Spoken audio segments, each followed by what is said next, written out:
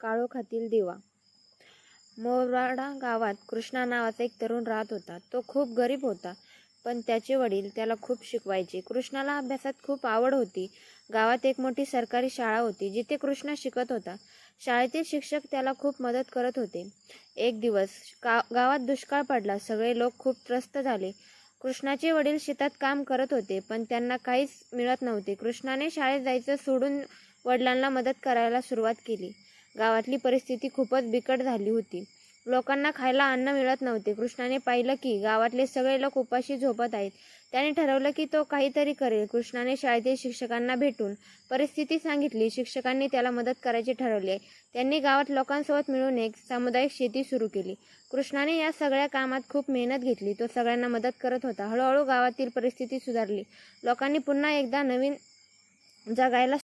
कृष्णाने दाखवून दिले की अडचणीच्या काळात माणूस चांगले आणि मेहनतीने परिस्थिती बदलू शकतो. कथेतील बोध. या कथेमध्ये आपल्याला शिकायला मिळते की कोणत्याही परिस्थितीत माणसाने हार मानू नये. अडचणीवर मात नाही प्रयत्नशील असावे. तसेच दुसऱ्यांना मदत करणे हेच खरे जीवन आहे.